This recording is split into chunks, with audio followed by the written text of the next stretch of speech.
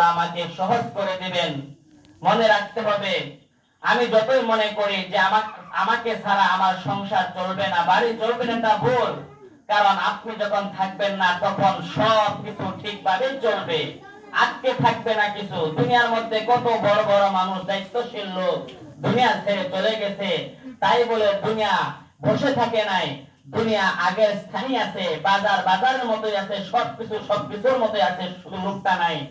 এই জন্য আমি আপনাদের কাছে অনুরোধ করব, আমাদের যাদের সুযোগ আছে আমরা চেষ্টা করব যাতে আমরা এই ইতিকাফের যে ফজিলত, ইতিকাফের যে বরকত, এই হিসাবে যাতে আমরা মোটামুটি অনেকজনই ইতিকাফের নিয়ত করতে পারি এবং মসজিদে বসতে পারি।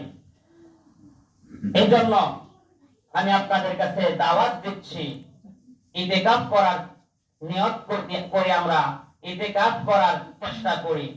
ইতিকাফ অনেক ফজিলত, এই ফজিলত আমি যদি আলোচনা করি শেষ হবে না। আমরা সবাই জানি আল্লাহর ঘরে বসে থাকা কত বড় ফায়দা, কত বড় ফজিলত। সবচেয়ে বড় ফজিলত সেটা হচ্ছে লাইলাতুল কদরের ফজিলত।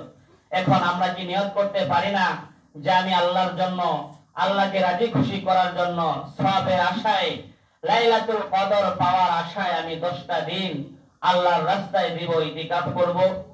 এরকম যদি কেউ থাকেন অবশ্যই বলতে পারেন। আর মনে রাখতে হবে, অবশ্যই কিছু না কিছু লোক আমাদের ইতিকাফ করতে হবে, বসাইতে হবে।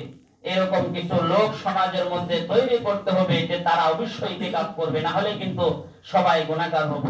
তাহলে আমরা কে কি ইতিকাফ করব? ইনশাআল্লাহ আমরা একটু হাত তুলি। দাদার কোন সমস্যা? চেষ্টা করেন যারা মুরব্বীরা আছেন।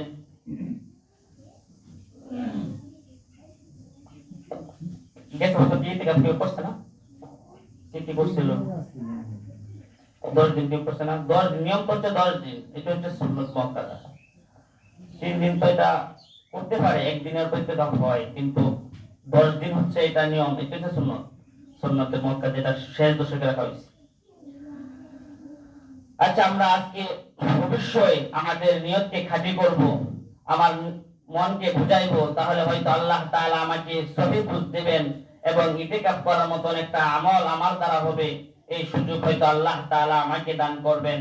আল্লাহ রাব্বুল আলামিন আমাদেরকে, আমাদের সকলকে ইতিকাফ করার তৌফিক দান করেন এবং লাইলাতুল কদর তালাশ করে যেন লাইলাতুল কদরের ইবাদত বন্দেগী করে আমি আল্লাহর নৈকট্য হাসিল করতে পারি, সেই তৌফিক দান করেন। সকলে বলি আমিন। ওয়া আখির দাওয়ানা আলহামদুলিল্লাহি রাব্বিল আলামিন। যারা সুন্নাত পড়েন সুন্নাত